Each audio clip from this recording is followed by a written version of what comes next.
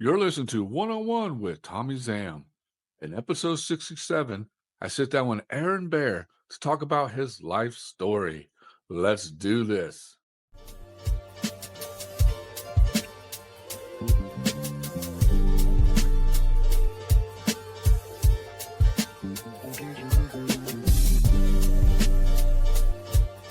So, hey, what's up, everybody? This is Tommy.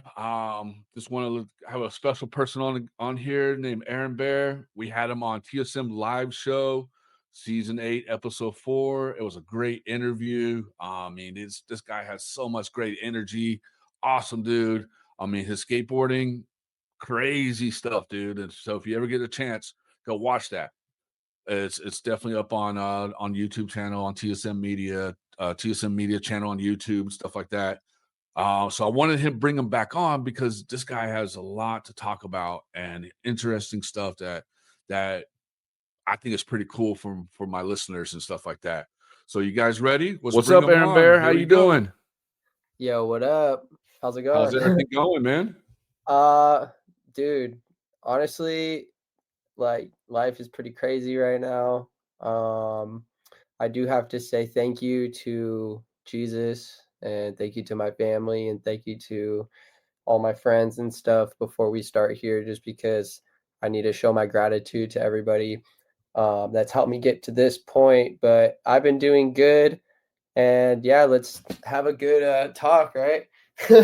Actually, I want people to know your story. I mean, like I said in the beginning, like you were on the live show and you told a little intro story about yourself, and it was a little bit shorter, like 10 to 20 minutes, but this is a little bit longer, an hour.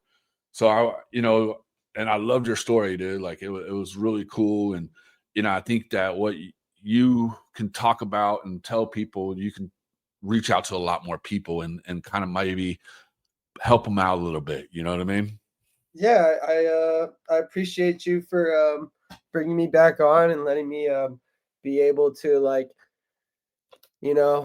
knock some more sense into some people and hopefully get some some more people out there that can, I don't know, maybe someone can learn from something I have to say.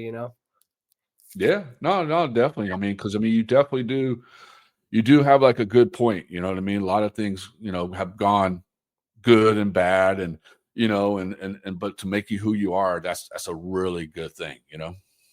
Yeah, I think most people kind of struggle to like find out what it is that truly makes them happy.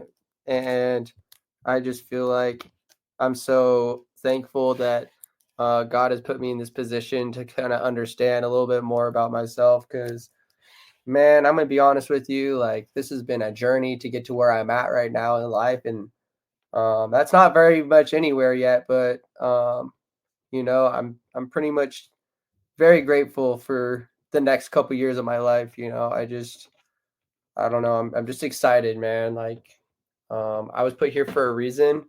And I think, like, it's cool that I get to tell my story. I'm gonna say some stuff, but I won't say too much just because, you know, it's better to like kind of be a little bit more I don't Secretive. know.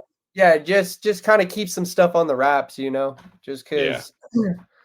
because. But as far as like getting to know me more, that's 100%. Like, I'm excited for that too. Hell yeah, definitely.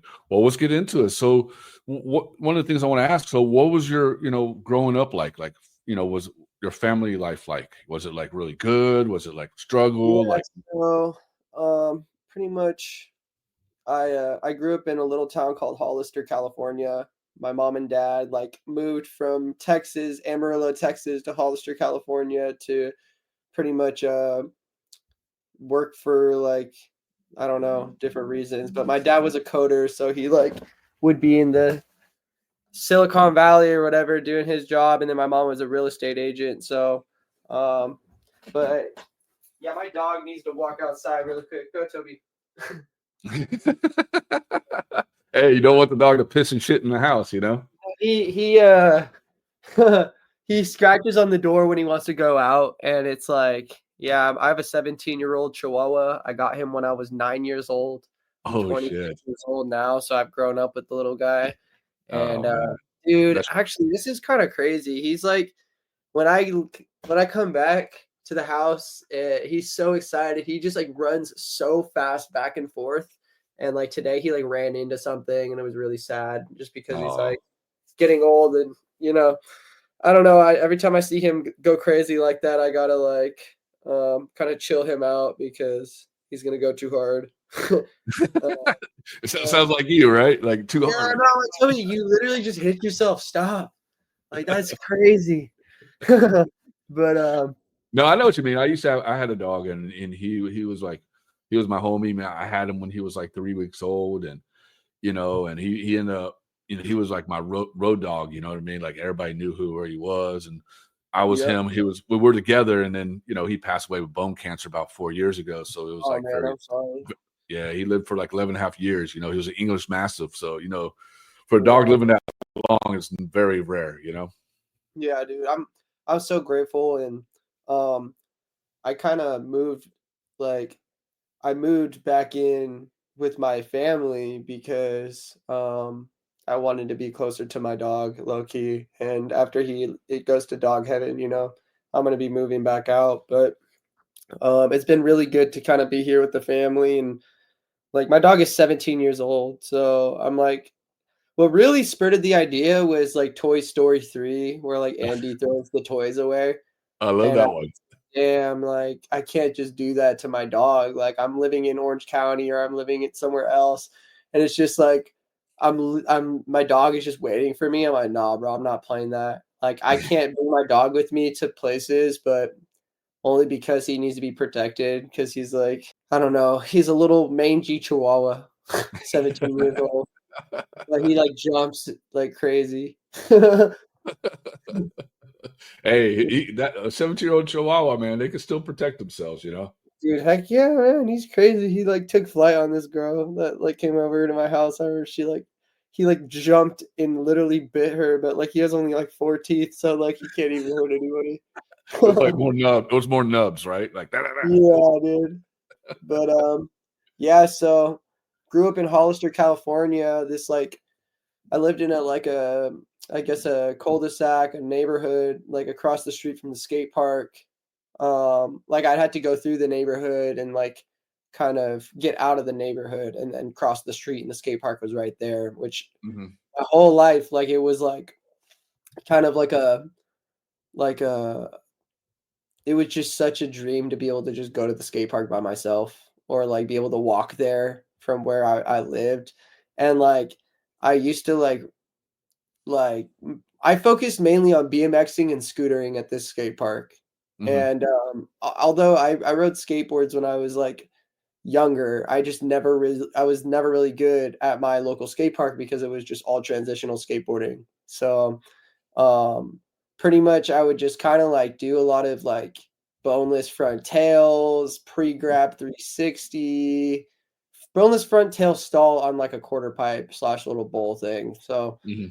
um, but anyways, I mainly focused on scootering and biking, and I didn't realize that my hometown was like so like predominantly white and like Mexican.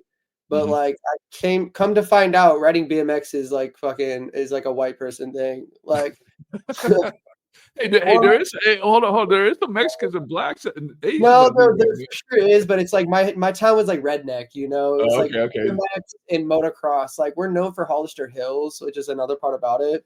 Uh-huh. I think this was what I was getting at, is like my town was pretty much divided as like super redneck or super like Mexican, and Mhm. like pretty much like I kind of grew up on both sides of that, where like I would hang out at the skate park with all my gangster homies.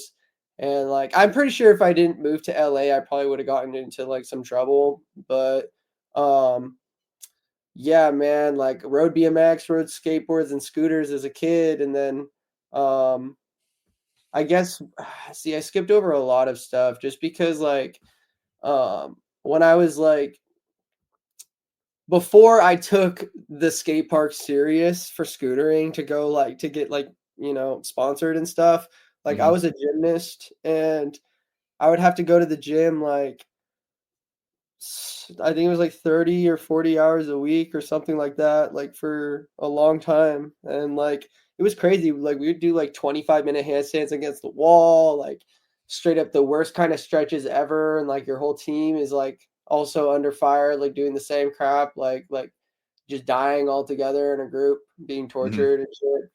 And like it wasn't tortured, but it was just like they were really hard on us. And they could never do that again for like gymnastics. Um, but yeah, what was I getting at? Pretty much I got to like the junior Olympics and I said like fuck this. Like after that I was done. I was like there's no point to like go to college for gymnastics to go to the Olympics for me, Yeah. knowing that I just wanted to like be at the skate park and go pro in scootering. That's what I wanted to do. That's So what so I wanted. that's what you But wanted to do. it's like when I put my head down and I focused, bro, I really did get sponsored. And um, pretty much my last hurrah to scootering got like destroyed. Like I made a whole pro part. Like I was gonna ride for a couple different companies that are like beyond just like because at the time like having a shop sponsor is one thing, but then having like an Mhm. actual company, that's like a whole nother thing. But Was it like was there actually scooter shops? yeah. Really? Yeah, so I was sponsored by Victory Pro Scooters. Okay. And like, they made their own T-bars. Uh-oh, you're blowing up over there. Hold on, wait, should I see who this is really quick just in case? Nah, let 'em I'll wait. text them. I'll say, hold up. Yeah, you're right. Damn, that's crazy. But yeah, so I think like No, they're still blowing you up there. I know, man. Must be that girl that got bit by your dog, you know? I know. What the my She's like girl. she's like, "Oh, Aaron, what's up? What are you doing? The dog bit me. I like that." 909. I'm trying to think of like what number that could even be, man. All right, anyways, I'll call them back. Um, but yeah, dude, like I kind of grew up in a town that everybody was trying to do something, like as far as like the time that I lived in, everybody was on their bike going around the neighborhood or on a fixie or on a skateboard or on a longboard. Like, all Doing right, we something with wheels. yeah, it was a small town, but our whole kind of like vibe was very much um like I don't know, reggae, like very like one love, kind of Like like very Rasta kind of Rastafarian. Yeah, like super like that. That's kind of our whole vibe. Because of Santa Cruz skateboards that like rubbed off on okay. um yeah, on everybody in my hometown. So for me, like I always fucked with like Santa Cruz skateboards, and that's where I got my stuff was from like I got my first board, like real built board at Bill's Wills. Yeah, I know And Bill's Wheels. That's a cool little shop. I know the daughter, Bill's daughter. She's pretty cool. shout out Bill. He's been holding it down for so For a long. long time, man. Bro. Bro, bro.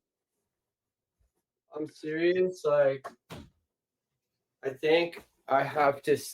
No, dude. I'm gonna message them. Can I I just call say you I just I later? just say put it on silent, you know? Yeah, bro. I thought that I put it on silent. It's all good. Um, So one of the but questions I wanna ask you real quick is, so when you were doing gymnastics, and did you feel like you wanted that more freedom, because you felt like you were being more controlled and telling what to do, and this is what you gotta do, and you gotta do this. But then you saw, like, biking and scootering and skateboarding more freedom, like, that's more your I just thought it heartfelt. was cool. Like, I really thought, like, yeah, there was a sense of freedom because one, I was able to kind of go around and do whatever I want. Um, as far as oh my gosh, dude, I am so sorry, bro. Is there any way we can pause this for like 4 minutes, bro? Like, I 4 minutes? apologize. Yeah, bro. Like, I'm so sorry.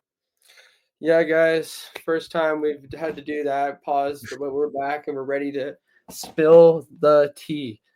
Alright. Um, Just make sure you have your phone on silent.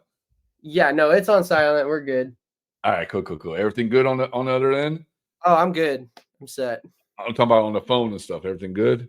Yeah, I'm set. Yeah, we're good. All right, cool, cool, cool. No, but basically what I'm trying to say is so with being in gymnastic and being and doing gymnastics and stuff, that was more structure, and you didn't feel that you liked it, but you didn't like it because you didn't like the structure. So you saw skateboarding and scootering and BMXing more freedom, more you, Yeah, correct? yeah. Definitely like felt like I was like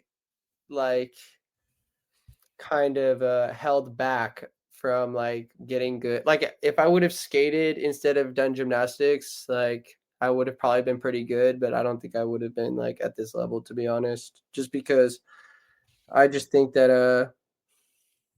I don't know, there was a point where I like ended up being able to skate an entire skate park. And Hmm. like when that moment happened where I realized, damn, I can actually skate the entire park of a skate park. Like, um, I think I kind of fulfilled my promise as a skateboarder to myself, you know? Like that was kind of like my the point where things kind of switched for me too. Like cuz like to be honest with you, bro, like I didn't have plans to skate like this or like Really? no, I didn't have plans to like this was all very much by mistake that or just so happens to be like this is how I ended up skateboarding. Like I never like was like, hey, this is gonna be my thing. It just so happened to be like the only thing that was fun for me is like being able to skate like this, you know. Hmm. So, but that included having a lot of gymnastics kind of like incorporated into this, which I'm so grateful for, just because, um, like I can still do like backflips on scooters and stuff. Like I can still hold a handstand for like a minute, you know, if I wanted to. It's just like being able to like have the calisthenics or like being able to actually do this stuff, you know. I'm really grateful that like even if I haven't gone to the gym, I'm still strong, you know. Yeah. But But I mean, also too, I mean, if you think about it, being gymnastics, like, you're more flexible. You know how to land things. You know how to do things and stuff like that. And so, the kind of way it help you with your skateboarding. yeah, if you look and see a lot of my skateboarding, you can see the tricks that I'm landing. It's kind of like like we call it sticking.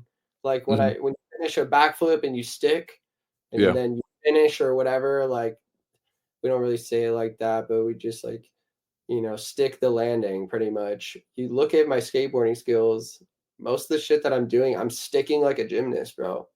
Like No, yeah, you definitely are. I mean, like some of the stuff you do is like pretty sick, dude. But I'm go ahead. yeah. I'm still kind of like getting to know like how to land right, like being able to understand. Like, bro, I did my first like front side heel flip over something. So like doing Hmm. a 180 over something. I've never done that before, and I did it the other day, Fuck but it yeah! was Congratulations, dude. yeah, thank you, man. It was like never tried it, but like I've also like never thought about it, but like essentially like a launch ramp over something to flat, you know, like Fuck um yeah. that launch ramp. It was just so fun, you know. I landed the trick second try and I was like, what the frick? Like so good. But I think like the biggest thing about like getting better about skateboarding is just being able to think about what it is that you're supposed to be doing and then doing it. Like Hmm. um, I don't know how I landed that trick second try because I was trying a normal heel flip over the thing for like more than an hour or two. And to be honest, it like, um, yeah, bro, it just like so happened to be like, damn, second try, I landed the front side heel flip over. So, Were you uh, like, what was it, like an accidental thing? Because sometimes, no, sometimes when you I do was tricks, going for the front side. I was going for the front side heel, but the thing is that in my mind, a split second of it was like what it would feel like to do it perfect. so you Like in manifested it. yeah, I really felt like that, you know? That's what I'm trying to say, like, how the fuck did I land that second try? I don't know, I've never done something like that before, like, I thought about it in my head as I was doing it, like, right before, like, a split second, what a perfect one would feel like, Hmm. and it just so happened to work. Like, I don't know. That's rad. And one thing I'm going to say is, back in the '90s, there was a skater named Josh Casper. I don't know if you ever heard of him. Okay. He rode for Osiris and he rode for a lot of companies, but he also was he was a professional before he was a skateboarder. He was a professional rollerblader, Oh, damn. and, and then he became a professional skater and killed it. And if you get a chance, Google, YouTube him up or whatever when we get off.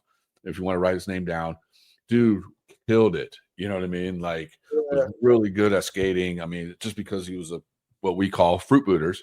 Um, he was a fruit booter. So I mean, people were like, yeah, the industry was kind of hating on him just because of that, but he had a lot of respect because he was such a good skateboarder. You know what I mean? Like he rode for Osiris, he was part of the Storm. I mean, this guy was like insane. So when I watch your video, that's what I see, kind of. You know what I mean? Like that style, because you I mean, I rode most scooters. definitely incorporate, yeah, both scootering and gymnastics into skateboarding, but it's just kind of wild to me that um you know, I've kind of gone down this route and I had to decide like, yo, this is like what I'm gonna do to make people upset or make people talk about me, or like see like what it is that like the truth about how people feel about skateboarding. And it's not very much a accepting sport.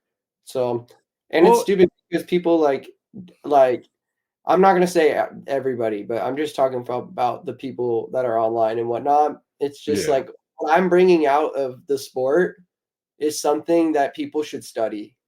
Like, I'm not talking my tricks. I'm talking about the psychology of people when it comes to change and something that is not necessarily like um gonna hurt them to understand, And I understand the purpose of like no like people that don't do bonelesses or whatever, but I feel like definitely what I'm doing is like bringing something out of people that pisses people off or makes people excited. So, it's like It's just we that people are just sorry to interrupt you, but it's just that people are so close-minded to things. Because I mean, like like you can look these people up too.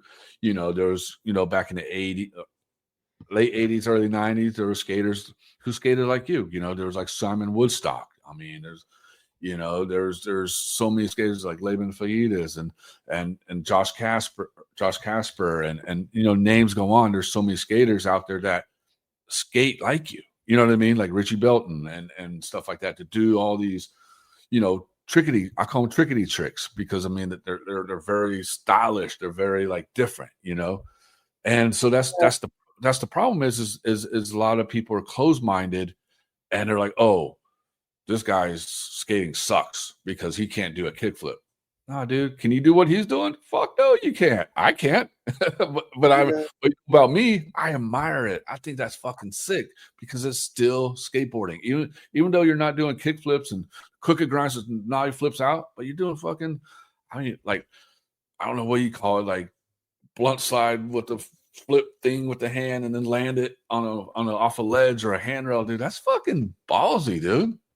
thank you, man. I appreciate it. I definitely like I'm learning every day on how to get better at what it is that I'm trying to do here. And people are always like, "Oh, just do normal tricks or whatever." But I have so many tricks that I have to learn how to do still. So it's like, sorry, Oh, bro, I do dude. not Fuck have the time. my opinion, But fuck those people. You know what I mean? Excuse my French, but yeah, fuck bro, those people. and it's like it's sad Do that you. bro, like this whole thing that I'm doing here with Sponsored is a full plan. Like what I'm doing here within skateboarding is showing I'm like shedding light on what's wrong with skateboarding, but also like what skateboarding is truly supposed to be here. And I'm not gonna hate on every single company, but I will say like the entire industry is so corrupted and so like I just feel bad, man. Like I really do feel bad because I'm gonna have to like swoop by and like be the guy that takes your guys' business. But like the end of the day, it's like that's how it goes, bro. Like you can't expect us to be like entertained with the same shit. Like you're cutting checks to everybody that is like not bringing you money, homie. Like I'm talking all the big names that you know that have been getting cut checks since the 90s, bro. It's like, why are you guys getting cut checks when there's like so much more money to be spent and made and invested? Like, why are you investing in this? I Yeah, get it, you're an OG and all that, but it's like, um, keep your. I mean, honestly, every company needs to continue doing what they're doing. It's giving me the perfect opportunity to just come through and do what it is that I know I'm supposed to do here, which is shed light on a different kind of skateboarding and a different kind of idea with, these little toys that we like take too serious, yeah, like no, I agree with you. I mean, because like you said about the '90s, I mean, like in the '80s, skateboarding kind of died down. It was in a rut of like falling apart. You know what I mean? It was growing. It was there. You had smaller. You had like you had your Vision, your PAL, your Santa Cruz. Like brands, and then things started going away, and then that's when I was about to tell you, Steve Rocco, look him up. And he came in and changed skateboarding.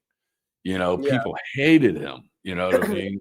He can't, he was like that. He was like, "Fuck you, industry. Fuck you. I'm gonna do this. I'm gonna do that. I'm gonna drop graphics and make fun of your shit. I'm gonna do what I'm gonna do. I'm basically like, don't give a fuck. You know what I mean?" And that was like the '90s, of skateboarding, and that was when the problem is in the '90s. That's when a lot of brands and a lot of pros and it was skateboarding. You know what I mean? We had skate yeah. shoes, we had skateboard brands, and and I mean, and think no about it. no The guys thought they knew it all, and they just yeah didn't realize they were about to get, bombarded by an entire new idea. And I'm not going to say this is like as drastic as the difference between vert and street skateboarding, but what it is just real people having a real thought about what is really going on within skateboarding and whether or not they want to like skate this way or skate that way. It's just like bullshit that most of these companies are on one side of the spectrum. But that, like I said, it kind of puts me in a bigger.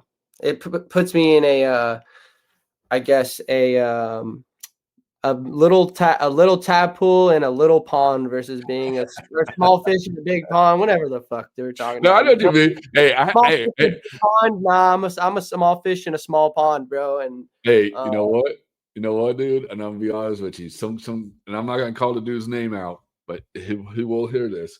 He actually said that to me.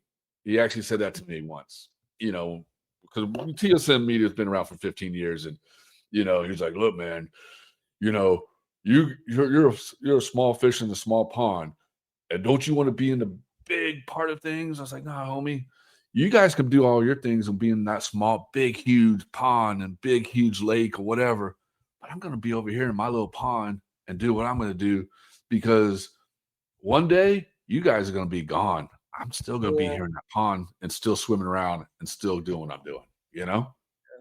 And for me, like my ultimate goal, like obviously like money is a part of it for me. Like I think that, I want to create something that, is able to put food on the table for other people in Hmm. my life, Like I want to be able to pay people to make sure that their families are good and stuff too. Like to be able to create something that makes money like that, that's huge, because people like to make sure that they're secure.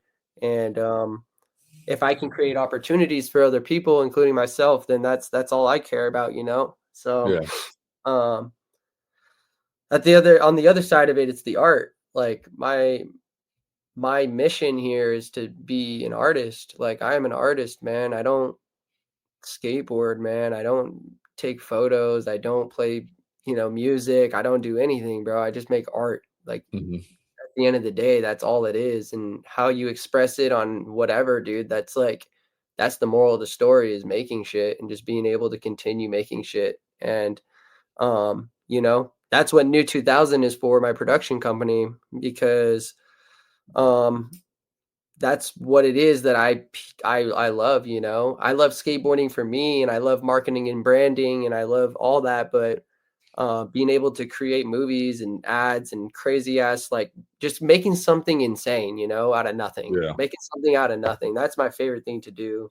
And yeah, I started with how everything is just art, but now I'm kind of talking about like my production company as far as what we do. But Well, you got to think about it. What you're doing is everything, production, art, skateboarding, fashion, all that. It's all art. It really Yeah. is, if you really think about it. So what you're doing is amazing. But what I'm gonna ask you is, what got you into production? So I definitely, um, pretty much I always liked cameras, but when I moved to LA, I got put into um pretty much I was in acting and I was kind of doing like the early stages of social media. Mhm. And like I always created stuff with cameras and whatnot, but like at some point it was like I want to be a YouTuber, I want to be an influencer at some point. Okay. And yeah, bro, I mean I moved to LA in 2014 and kind of have been trying to do this ever since 2014. And I have been in every single wave in social media scene since 2014. So since Vine, I was there like in LA with the Viners at the parties with and around all these people. And I have watched LA and social media grow within the actual industry since it started. Mhm.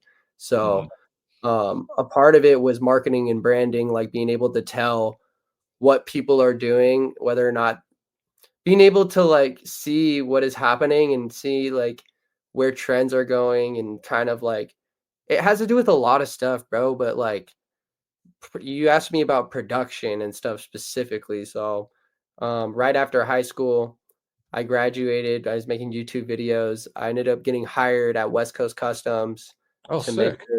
Yeah, dude, that was kind of like one of the first things that I What did. what But what is that the Ice Cube thing or the exhibit one? yeah, that's where. Yeah. So pay my ride. Okay. All that. But like what I did there specifically to start out was I filmed and edited the YouTube videos of the owner's son. And Okay. that kid was in Jake Paul's Team 10, his whole like little group that he had. And the person that I was filming and editing for, I did that for like 5 years. Okay. And essentially I built someone else's career. And I felt like, damn, this money doesn't really help me. Like I just built someone else's career. Like, what am I doing? So pretty much um I don't know. I quit that job, started filming and editing YouTube, or I'm sorry, music videos for artists like Mhm. on different labels and SoundCloud. This is the SoundCloud era. At this point, it's probably like 2020, 2019. No, 2018, 2019. Mhm. I like um I don't know, just was shooting a lot of music videos for people and I realized, damn, I don't really want to do that unless I'm getting like paid fat or it's like something really sick. So Yeah. I was like, fuck this. I'm gonna make a YouTube show. I made a YouTube show called Bench Boys, Oh, and sick. yeah, dude, it's like the most insane prologue to my career that nobody knows, Okay. and nobody will know because that shit is private. And Oh, you put that thing so high, so nobody can see it, right? it's like imagine like the Nelk Boys, but like way more Adult Swim, way more Andy Milonakis, way more Oh, Tom, okay. way more like just we don't give a fuck and we're not just like straight up like kind of chirp like we're not really kind of selling our stuff. We're selling our stuff for like middle lower to middle class. Like the people that could relate to it would be people like me where it's like people that go to skate parks and different things and just live like a Okay. normal life, not like whatever. I'm not going to talk about like niche audiences, but like um that was the first attempt. The second attempt um was New 2000, which we're still within second attempt. But New 2000's like way bigger than just like YouTube videos and production. It's kind of like I like have been the biggest underground photographer in LA since 2020. Like Mhm. I don't know how to explain this, but like like I've seen like all I've seen like all these trends about to come, and I like somehow got into the underground scene within LA. And like I'm not talking about like the bullshit raver scene. I'm talking about the real raves, real renegades, real people, not just some like I'm here because I seen a flyer on Instagram type shit. Yeah. And like I fell in love with the underground because it's so authentic after being in Los Angeles for At this point, it'd probably be like 9 years. Mhm. I like have seen the fakest parts of LA, and now I'm being introduced into the realest parts of LA where like I don't have to worry about being cool. I don't have to worry about being somebody. I don't have to worry about none of that bull crap. It's just I'm here in this place and there's a lot of energy and it's a lot of fun. And that's kind of what New 2000 is showing both sides of it. The fake and the real. Yeah, like pretty much that's really what it is. People think like, but That's like pretty rad. I mean, so do you feel like when you go to these real underground raves, do you feel that this helps you out like mentally, like mindly, and I like kind of think like going to a rave, like I think going to an all nighter at a rave or whatever like that, and you're there until there's like sunlight. There's like a certain feeling to doing that, and it's just like there's times and places to do that, but I don't do that all the time. Where I'm like okay, doing all night like that, but to see like my friends perform, if the rave is cool, like I'm very picky and choosy now because granted, back in the day, I would go to all the raves that I could go to because there wasn't very many. There wasn't mhm, that big of a scene yet. It was mostly like the IE and LA. So like LA would be like not that often and IE would be way more often. And yeah, bro, it was a fun time to be in LA. I filmed a lot of crazy. I filmed like this DIY skate spot that we all went to. Like a week later, I was like there for a rave, and I was like, "What the fuck?" Like I was just talking about how it'd be sick to have a rave here, like, and then the place got raided by the police, and like oh we're there shit, smoke bombing the place, and like people were lining off fireworks, and think of like I don't even know how to explain it, bro. Like it's just like I'm visual this right now. Okay, in my yeah, mind, I'm visioning the whole story you're telling me, and I'm cops like, are fuck, coming in, and then everybody moves to the next location. We go to like off of San Pedro, like downtown, like warehouse district, and we go to a random alleyway and set up. And then like that's pretty um badass, dude. it's like one of the most legendary like parties that we've had in LA for a while. And Mm, yeah, bro, I'm like grateful that I've been there and have locked in fully with the rave scene. But I think that the rave scene right now is very much fake and really? very Why you say that? it's not fake, but it's just like there's a lot of people that are just trying to throw parties to make money, and it's like Okay, clear that that's like what it is. And if that brings people into getting to know like or getting tapped into the rave scene, then that's cool, man. Like that's a good thing. But unfortunately, people think that they're at a rave, but instead they're really at an afters. And it's like there's a difference between going to a rave and an afters, I think. because Uh, isn't a rave? If isn't what I get is a rave is more underground, more dirty, more exclusive, and the only way you know about it is by knowing people or something like that. Is that what more yeah, rave is? but even that, like, dude, it's like hard to even find that because um like as a photographer going through the rave, like people know me. Like I've never really paid to get into raves or anything. Like I go and I just walk in because I'm like that photographer dude that everybody knows that they just let me in because this is like my work is like insane. Like my photos are insane. Mhm. And I don't know, it just has got to that point where people go to the rave to look good and to get photos. And that's the problem Mm. right now. It's like, why aren't you here to dance? Why aren't you here to let go and like literally actually rave, not come here to just dance or like look cool, you know? So that's kind of the problem with the rave industry right now, where it's just like a lot of posers, Yeah. and it's honestly kind of rude. Like I'm not going to take a picture of you if you guys are all just going to sit there all night like that. That's not real. Like, imagine you're sitting in a corner with your group of friends that all like did yourself up. Like they all look like they're like, I don't know, like let's just say clowns. Okay. I don't think Yeah. that's I know what Okay, you mean. we all look like we're a clown theme or something, and we're all just kind of sitting here. Which I do have a friend. She is a clown girl that goes to all the raves. It's not her. Just Wait, hold on, real quick. What's a clown? I mean, like a clown that someone dresses up, or is it just a yeah, nude? yeah, yeah, yeah. Like literally, like what you would think of a clown. Like red nose and a bunch of white makeup or Are whatever. you serious? That's Yeah. fucking So like rad, dude.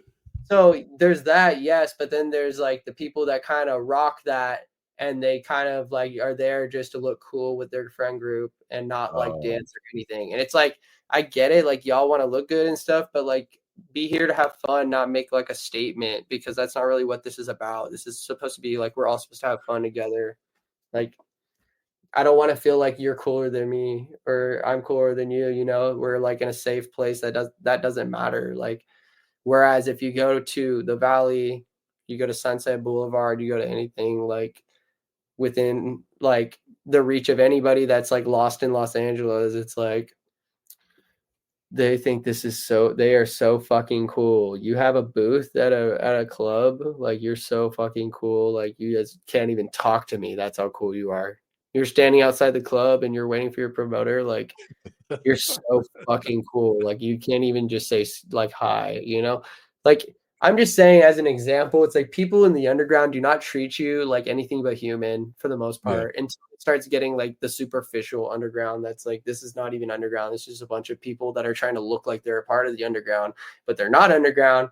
And that's the problem. Well, I'm gonna go talk about this because when you're describing rave, you think about it. That's skateboarding. It's basically the same. You know what I mean? A little bit, if you think about it, because you think about it like if you look at it like this, the older generation is like, da da da da da, and then all of a sudden you got this new generation of skaters coming in and they're just like, oh, we just want to be cool and make money and this and this and this. You know what I mean? Like you remind me of somebody that grew up in the 80s and 90s the way you're thinking. You know what I mean? Of skateboarding and rave and stuff like that. Yeah. I mean, I've been I'm grateful to be able to see both sides of the story. And that's Mhm. kind of why I'm like I said in the interview, like I'm here to tell like the story about this, but it's like how could I tell you that like all right, here's some tea right now. How could I tell you that me as a 14 to like 16-year-old um being sexualized as a fucking Instagram boy to go on Instagram tours is a cool thing that I liked doing. Like Did that that shit fuck, was did that fuck you up really bad? I mean, you think? I think later in life realizing like we were the test rats for like social media is just crazy. Like they would So tell us fucked to up. do crazy ass shit, like post ourselves up shirtless or go on stage shirtless and just do shit to like impress fans, but it was all very creepy. Like I'm not joking, bro. Like there's like maybe 3 to 5 people still in LA from like when I was there. Like Wow, dude.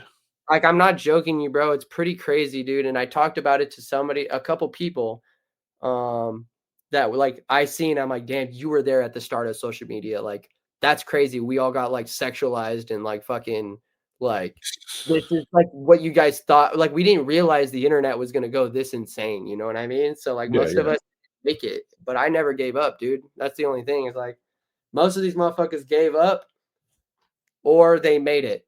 Or they made it and fell off and gave up. Like that's what it was. Because I mean, I just don't get this. I don't know. Maybe I'm just old school or whatever. I just don't get this whole social media. I make this. These kids and shit. They make this shitload of money and just like, oh, I live in a mansion and I blah blah blah. And I'm like, how the Yeah, and I know that life, bro. It's not fucking fun, dude. It's and not I don't fun. get it. I don't get it because you have to post every single day, every moment of your life. Even if you were to like do that posting and like sign up for this is your work, this is what you're supposed to do for a living, like the fact that you have to live this shitty fake lifestyle is where I would feel bad. That's where I'm concerned for my homies that have nice houses, nice cars, uh and a lifestyle that like yes, they have, but is it something for the long run? I don't know. But my point is that I definitely like want to make sure with what I'm doing has a real purpose that makes money, that changes people's ideas on life, and maybe help people in life understand it's going to be okay. Yeah. I want to preach the word of God, and I want to make sure people understand that, God is real. That's another part about this whole thing that, I don't really talk about, God on my page as a influencer, but what it is I really want to just be as authentic as I possibly can to my audience and preach that, Jesus is real, God is real. And that's another part about this whole thing, bro. And like Uh, obviously, like Can you I look ask at you my real like my page isn't screaming like, hey, this guy is like a straight up Christian. But the fact is that I love Jesus and I know he died on the cross for my sins, bro. And it would be quick? great to know that people around me know that there's something there for us, waiting for us, Yeah.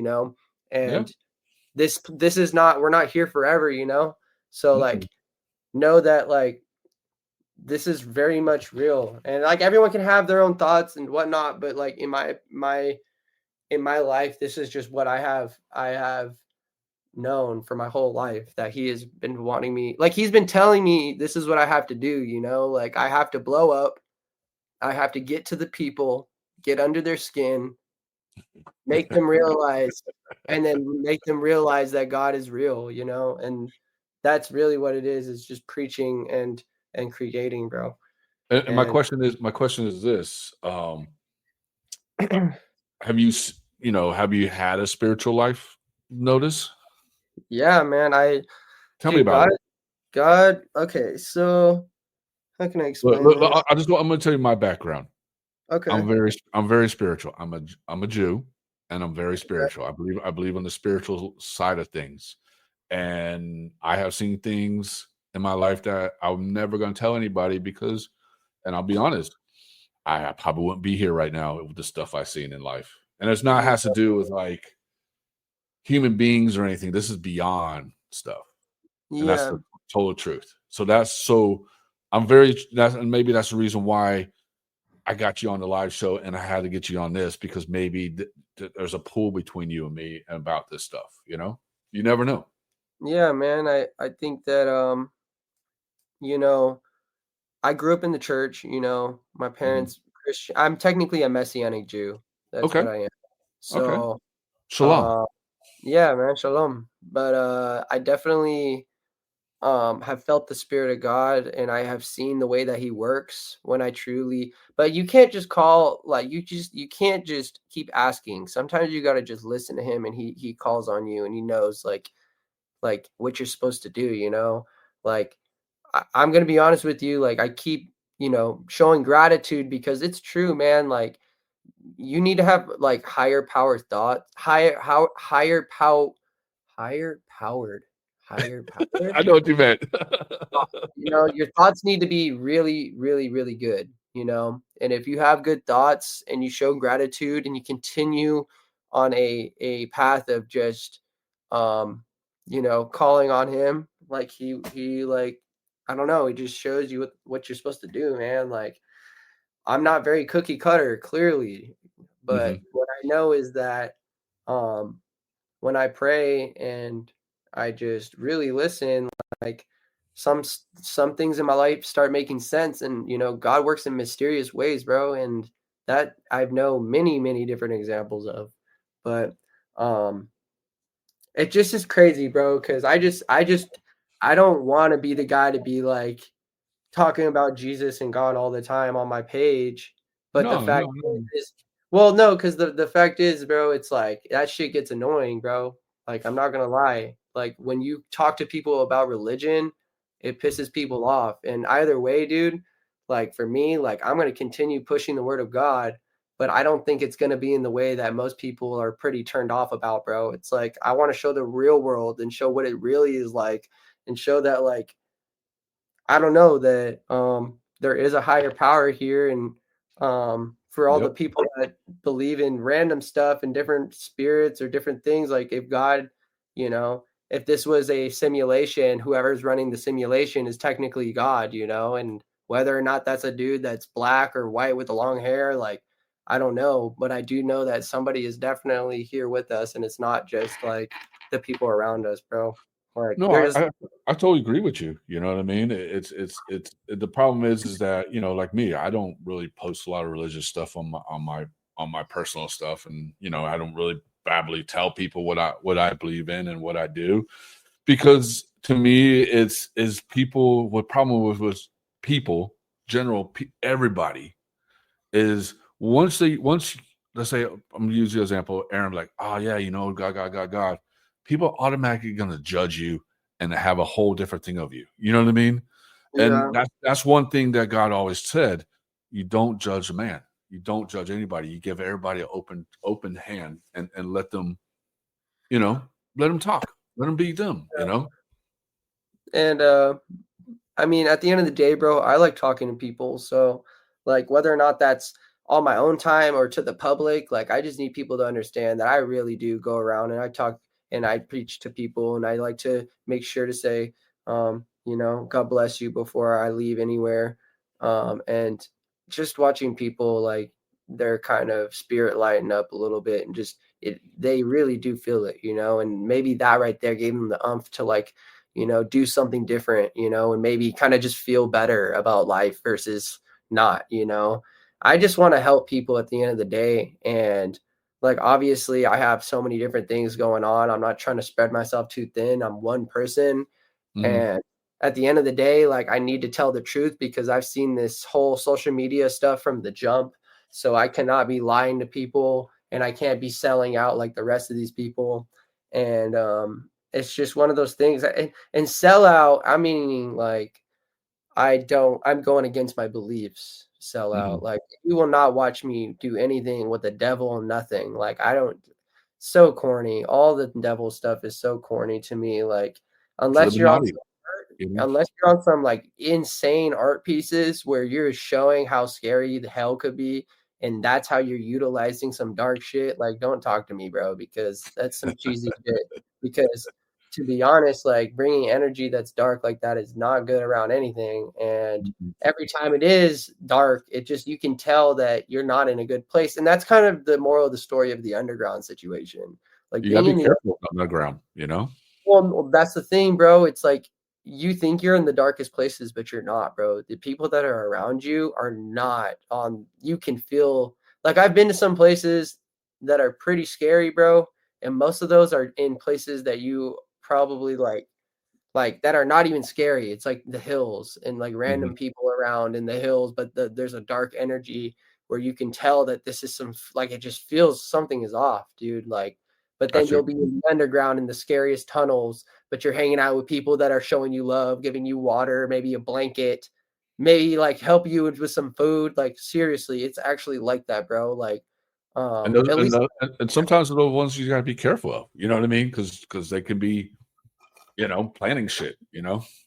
yeah, people beware of like the afters that happen in LA because those are for money and people get their phones jacked, people get their cars broken into, and they just wanted to go out and have a good night when they, you know, get the text message like, hey, free before 1, like, just know you're popping out to a place that's putting you at risk versus like going to like some of these rave organizations like events that they throw and how sick it could be. Mhm.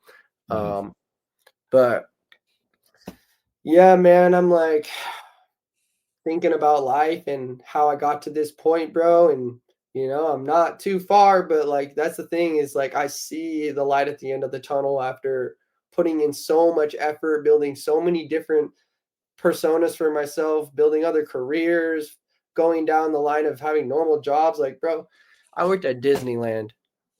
Like, Hold on, you hold on, wait. Did you said you hate fucking Mickey Mouse? You went yeah, to Disneyland? Did you punch him in the nose? nah, bro, I fucking See, I made didn't them forget that one. from work. Yeah, bro.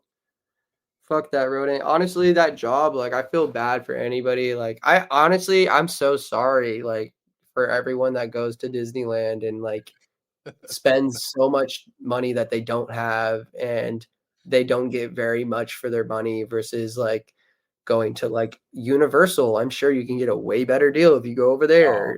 I prefer Universal than Disney. Hey, Disney's honestly, that made me respect you a lot more right now. I'm not gonna lie to you, oh, lie to you. Oh, I Dude, want to give you a hug now, man. Can I give you a dude. hug through the microphone? Okay, because hold on. Terminator, the ride, remember that? Yeah, yes.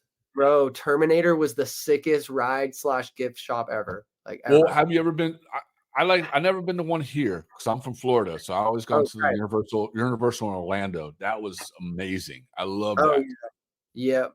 So yeah, Universal for some reason, like I think Way more what made fun. me really fall in love with Universal, or I'm sorry, with filmmaking was the idea of Universal Studios, where you go and you can go in the back lot and you can hang out with Woody the Woodpecker and go to the Rugrats show. And like, dude, it was crazy. Like, the idea of Universal to me as a kid, like, inspired me, like, That's probably the awesome. most. Like, I don't know. I used to have the Universal Studios video game for GameCube, and like that was another part about it. Like I thought I was there at Universal Studios, like going crazy. Like, um, but yeah, shout out No, Universal, I like Disney. Universal. You Disney. What I was saying is Disney's just. I don't know, man. It's just. It's like you said. There's too much money, man. And I mean, yeah, all too much money. But Disney, I just, I don't care for it. You know what I mean? Like, I don't know. It's not my cup of tea. I rather, like I said, I'd rather go to Six Flags or Universal or Busch Gardens in Tampa or some fun shit. You know what I mean? Like it Yeah, has like shitload of I roller coasters and that's get it. it, but like Disney is for rich people. Like if you're not rich, bro, like you're not going to Disney, right? And it sucks for me to say that, but it's like literally what do you want to starve your four family members to get into the park just to park? It's $1,000. So knowing that we probably make like what like $2,500 a month collectively, like as if we're all like working a full-time job around the United States, it's probably like that's a lot of fucking money. Like you can't just Yeah. do that. And that doesn't even mean you're staying at the hotel. That doesn't mean food, nothing. That's just to get into the park. It's over $1,000 for four people. Hmm. Like so And plus you got to buy the food. Food's probably like $60, $50 or whatever. 20 ahead, probably 15, 20 ahead. And then either way, the point is that like, poor people can't really have fun at Disney, and that sucks. Like, I And hate that, but like, I know that because we would bring sandwiches in there and not really eat the food. But I think that's like my dad's Jewish side. He didn't want to do it like that. He just wanted to just not spend the money. hey, But us Jews, we know how to save money, man. yep. We know how to save money. But now, so I got a couple more questions. So tell the viewers 5 things about Aaron Baer. Who is Aaron Baer? All I got you on right. that one. First thing, um, Aaron Baer, I guess, I knew I knew that I was gonna be honestly, I'm not gonna even I gotta be as humble as I can here, but like I'm gonna be rich and famous. That's one. Two, I'm gonna be a sex symbol slash icon. Like, three, like my company Hold is on, gonna hold on. You said sex symbol? yes, yes. That's two. So one, I don't know what I forgot. Fuck it. I know that I'm gonna be on Just say what comes to your mind, man. Just say what's coming to your mind. Who is Aaron Baer? like straight up um a mentor, a wave pusher slash changer, and pretty much like without the anti-Semitism, the Kanye of skateboarding. Okay. I like that. Minus Yes. the anti-Semitism, like we Jews are like already pretty like we're like there's only a couple of us, so like, and I'm a Mexican Jew that's actually a Christian, so I'm very much not very I'm not there, but I still feel it. Look, man. You are Jewish. Like no matter. I know that in the Talmud that they tell the mother and this and that, but you have challenged. You have spiritually. You have walked away, and you have a lot of challenges in your life, and you are Jewish. Comes down Like, to it. this girl told me that she wouldn't let me hit because my mom wasn't Jewish, bro. What the fuck? Like, homie, I was like, honestly, and you know what's crazy, bro? She brought me over and cooked me like a 5-course fucking meal, dog. I was like, this is my wife right here. Like, and she's like, yeah, I want kids in like 3 years. And I'm like, bitch, this is not fucking happening. I'm sorry. Like, there's no way I could have kids in 3. She doesn't have a kid right now, so that's cool. But shout out Hey, to hey, hey, she's still gonna come at you. Watch, man. As soon bro. as you make that, She had a hey, as soon dang. as you make that money, man, she's gonna come right at you, dude. Like, I was in awe, bro. Anyways, the fact is that um I really really just want to like be the thing that okay, ready? And Yes. this is like a crazy thing, but you know who Shawn Mendes is? Maybe. Yeah. So Shawn Mendes is like an artist who like made it out of Vine. Like Okay. he was the artist that made it out of Vine, you know? And I really like I commend him for like taking his career to the whole next level, like breaking into like mainstream. And for me, I kind of want to be like that. I don't want to make necessarily music, but like I do want to make music at some point, but I think like I want to be the person that isn't skateboarding. Like skateboarding is the thing that's going to make me like the next thing that I want to do. Like what if I go in movies? What if I'm like on magazines? What if I'm like doing, you know what I mean? Like I want Yeah. skateboarding to be that thing that like catapults me into the next level here. But like at the end of the day, bro, like I can sound narcissistic. All you guys want to hear is me talk about spawns and where it is that I'm going. Like, bro, I had to create I had to relearn how to ollie and create an entire style of skateboarding. And I Not fucking that love it, it has dude. not been created, but I had to literally like I don't know one person that made a how to do any of the shit that I've learned. You feel me? So like damn near I had to create an entire style of skateboarding and completely subliminally market something for over 2 years to get it through the thick skulls of people that think that Baker is the only answer or any of these other companies that are valid wood, you know, but at Mhm. the end of the day, it's like I had to be like delusional to get to this point, you know?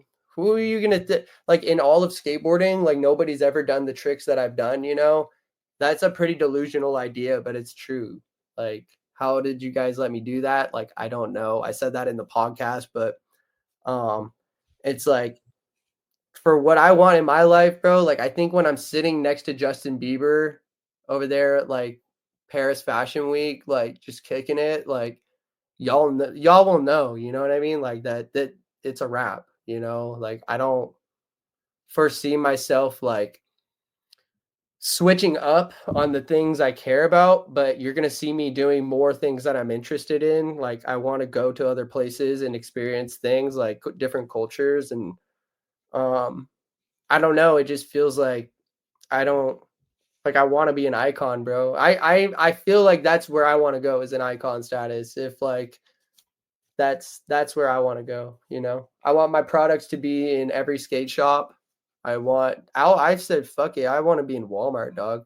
I'll be in 3,000 big box stores, bro, and Tony Hawk can, you know, I'll see Hey, it. hold on. We'll get to him. Hold on. That's my last question. We'll get to him. Like, finish what you say. You said what? I said that's my next question about him. So yeah.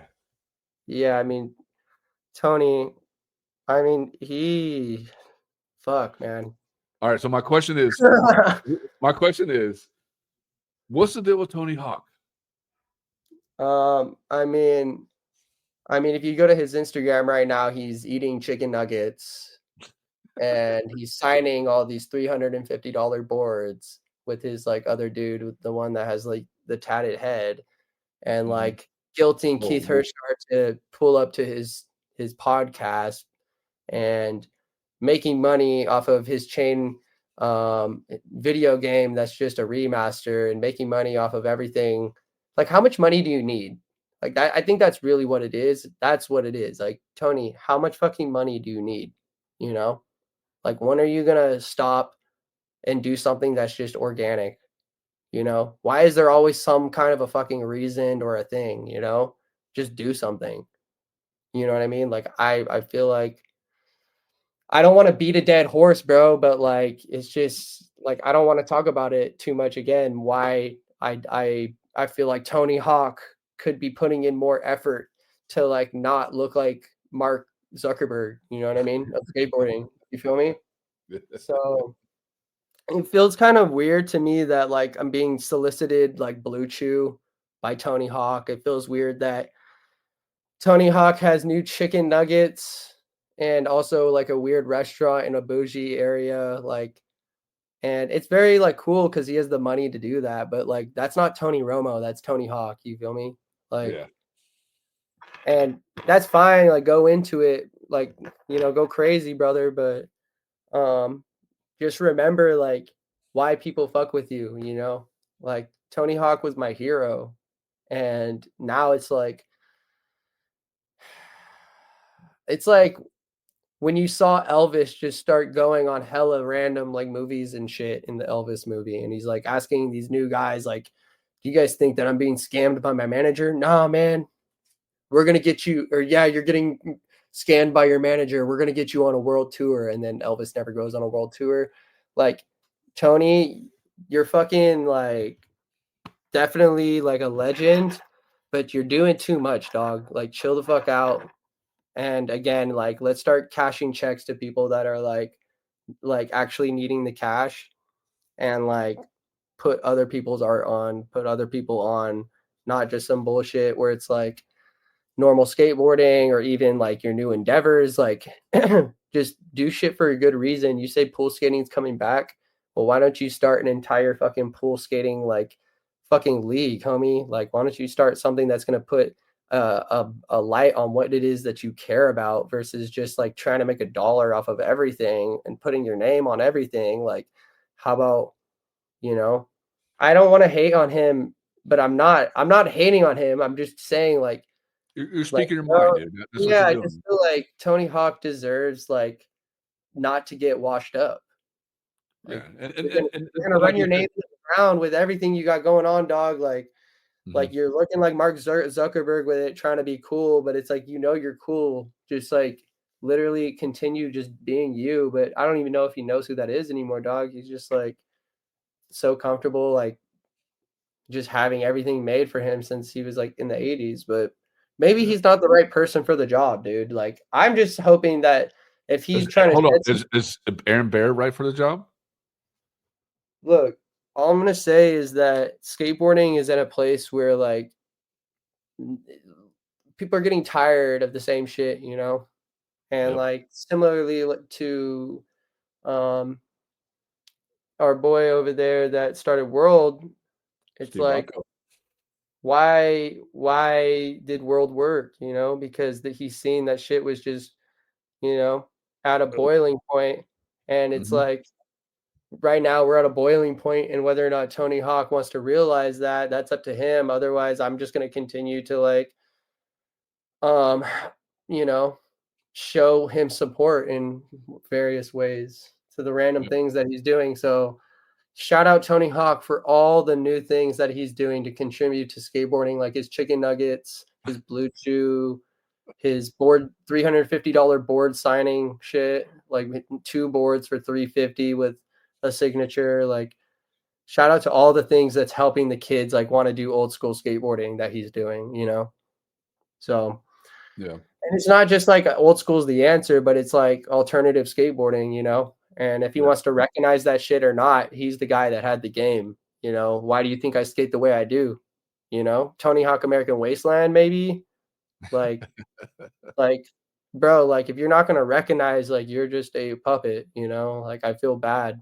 But like And you you want have Tony to put your trick in there too, right? I mean, look, bro, like I honestly just wanted attention.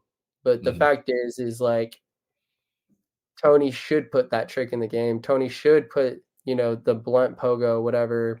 That thing goes sick, dude. That blunt pogo, whatever you call it, that thing is That shit pretty would go sick. crazy on the game. That would be so I sick. I Like, mean, honestly, I see people probably be playing that more than just doing a kickflip crook or just doing a ollie in the air, you know what I mean? yeah, I I mean, feel make that trick like the most technical trick on a controller. Because think about it on a controller, that you got to do that trick. You got to go up, up, down, down, left, right, right, right, just to do that trick and land it. You know what I mean? Something like that, bro. Like, I don't know. I I'm just think throwing that out there. You know, the fact is that I would play it. Fuck it. but like at the end of the day, bro, like who's really gonna buy Tony Hawk the game, bro? Not Like me. I'm gonna be honest, like as a consumer of skateboarding video games, most of us are probably gonna be playing EA Skate or Skater XL or Session.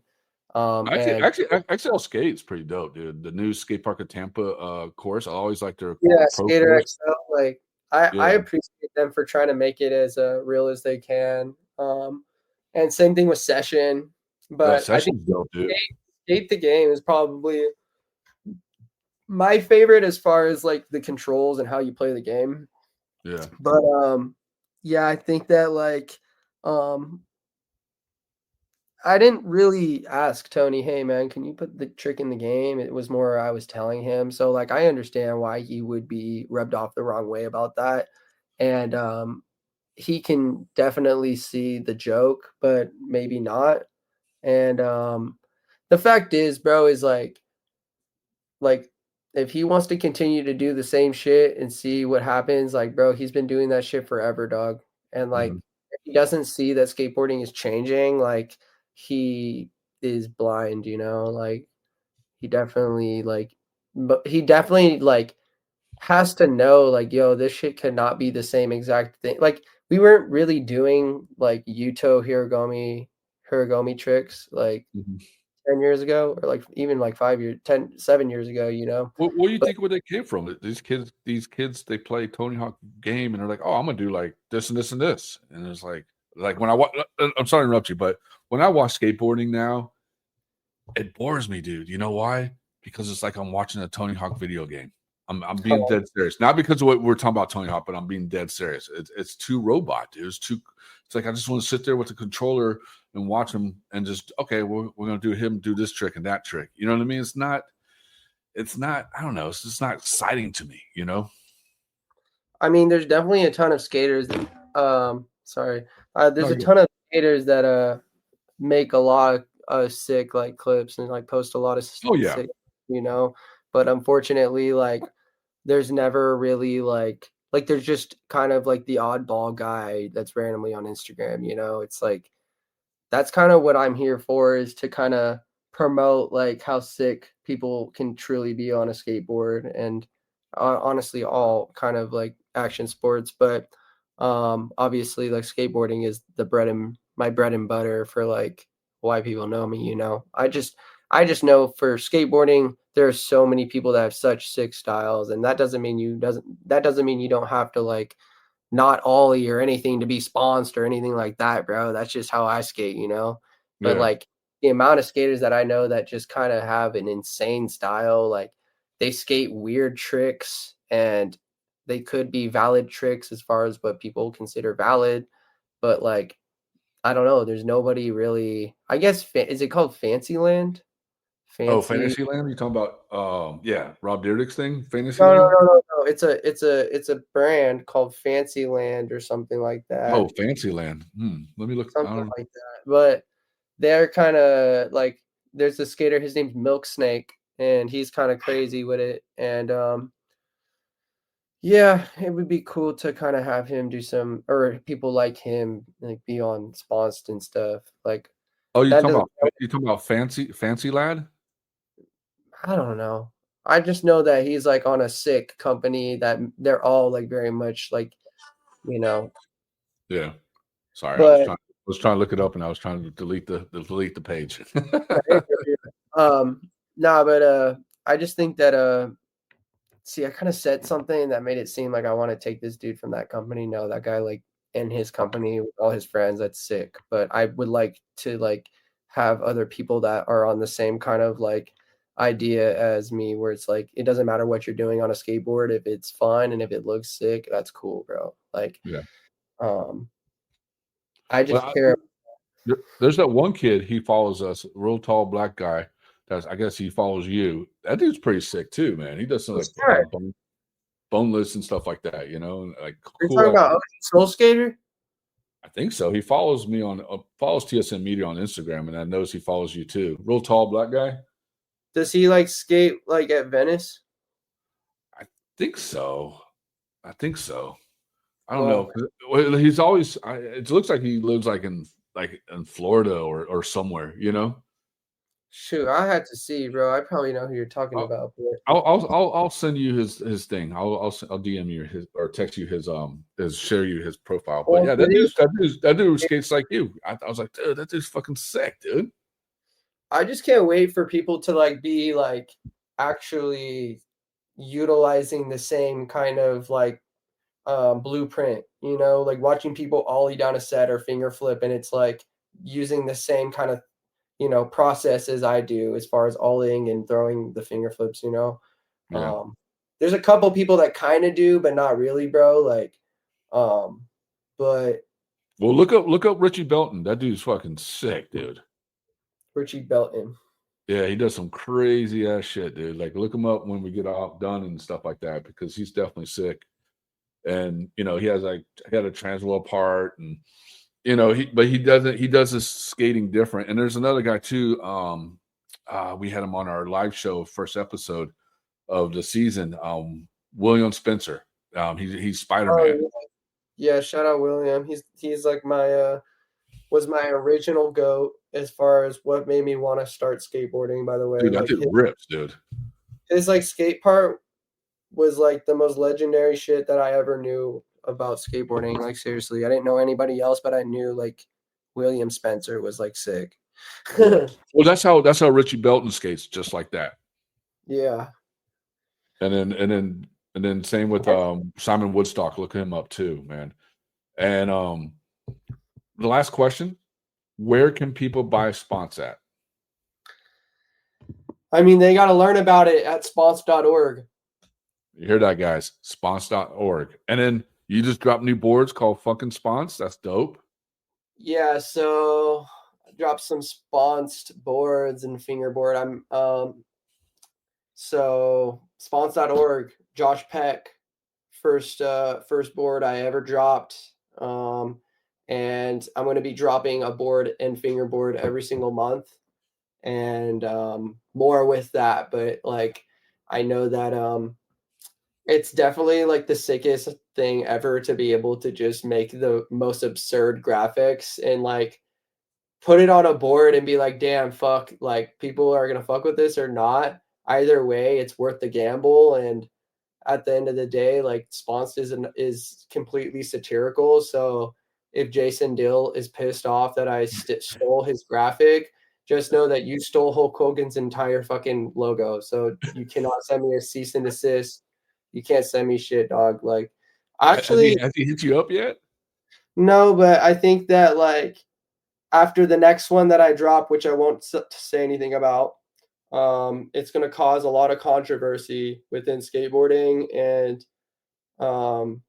it's definitely going to make people start thinking. Like, I think Well, you know what? That's what honestly, that's what Steve Rocco did back in the days, man, in the '90s and stuff. He 30 just mil, I'm out this bitch. Fuck huh? it.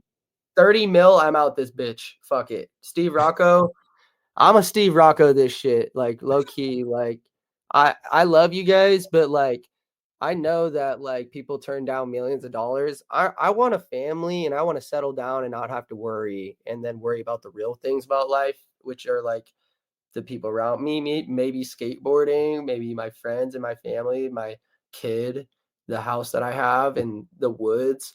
Like that's where I'm trying to go with this. So like Oh if yeah, people want to call me a sellout, just understand like just do what you, what is your brother. Fuck value them. in life? You know, some people want to do like how much money do you need, Tony? You know what I mean? It's like Mhm. I definitely know that Tony can retire and be happy, but unfortunately he for some reason needs more money. But um, you know, give them Yeah, to your writers, you know, maybe use some of that for insurance policies to help everybody on the team, even the yams, you know.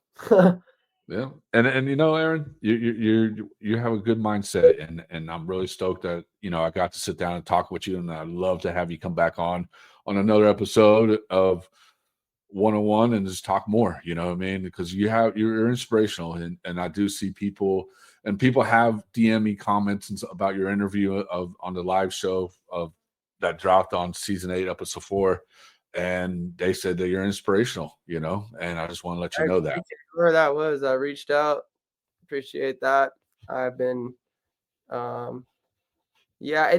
I mean, bro. At the end of the day, like I'm gonna continue to kind of like talk my shit, but at the same time, like give it and truly like let you guys know how it is. And at the end of the day, like um, I kind of did dodge a bullet.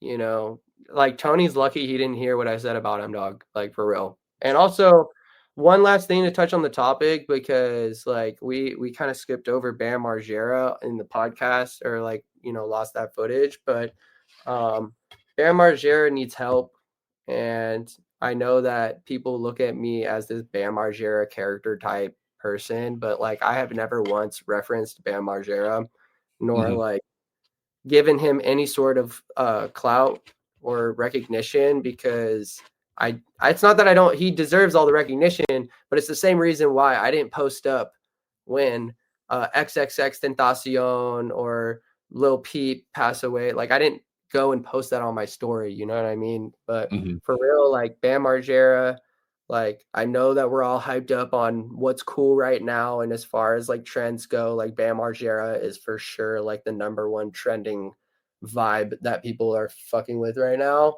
Just know that like this dude definitely like I'm sure that he's happy that he's had like a resurgence, but it's also like you guys, we need to help Bam Margera. Like Yep. know that like um he's probably I know that we can help him, you guys. So fuck all these brands that have been using him and like kind of utilizing him because of a vibe that they're trying to catch because they're just like trend hopping. But Mhm. like just know that Bam Margera is a valuable person, and whether or not we want to exploit his entire like well-being or we want to help him, let's just kind of do both, just because I know that like we're all happy about it, but at the same time, let's be serious and talk about it. Like this is somebody that is on the surface, doing well, but like I'm sure, you know, Well, he just you he know, just dropped a video part with the Dern brothers. It's pretty dope. I watched it before we got on. It was actually pretty good. It's on the Dern brothers YouTube channel. oh, that's sick, bro. I'll have to check it out, bro. Like, Yeah, it's definitely pretty cool, and I'm really stoked to Bam. Because he's doing pretty good. What I heard from a bunch of people. He's out there skating, as getting long as clipped. he's being exploited, like I don't care about anything other than his safety, Like Yeah, if he's not using, then that's fire. But like if he's using, but he's also like looking like he's fine, like I'm not gonna pretend like that's not cool. That's cool. yeah, So we're gonna be real here. Like, the dude is like more liable to hurt himself than not. So like let's talk about it and as a community kind of root for him to do the most and get better versus exploit what he was known for and get him back into the same process that he started in. yeah, 100%. And he's living in Florida, so that's a good thing. He's getting away from all that. Hopefully, I mean, Florida's a little bit crazy, but I know where he's living, and he's definitely there's a lot of good people around him. Hopefully. I hope because what I've heard is not good, and I just know that like it's so easy to enable somebody, and as somebody that is a nicotine addict, a weed fiend, I have struggled with my own addictions in the past, bro. And the fact is like um, it's real serious, and I'm grateful that I didn't have to get too deep into it, but my life is not over yet. So I'm going to continue to like strive to become better and better, but being somebody that has been had a vape in his hand for so long or has smoked weed or been able to like I don't really drink or anything like that, but Hmm. just having any sort of vice that's like not healthy for you, like I want to reach out to those people because it's just so important because we all struggle with this. I know that like some people want to pretend like it's not a problem, but like we all know inside like how we feel. And Yeah. at the core, I'm not gonna just stand by and gas up. Um, of course I'm getting a call.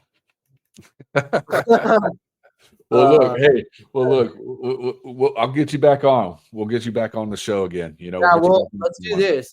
Let's let like a month and a half, 2 months go by. Okay. Okay. And I'm gonna drop like a couple times and then we can talk back and see how it is. Yeah. But with right You now, heard? so he knows I'm dropping Josh Peck on Friday, May whatever. It's May 6th right now and it's Tuesday. So on Ninth the 9th. Yeah. or So we'll eighth. check back in X Yeah. amount of time. But yeah, dude. It'll be part Thank 3 you. of the interview. Yeah. All right, Aaron. I look, man, I want to say this, man. Hey, I'm proud to have you on both shows, the live show and on one-on-one. I look forward to do a follow-up with you and everything, man. And hey, man, what you're doing, keep on doing, man, and just stay focused. And I just want to say, man, you have a good heart, and you definitely do, man. And I want to say, God bless, brother. Thank you. God All right, bless you. homie. And all the people at home. Definitely, definitely. All right, G. Peace. All right.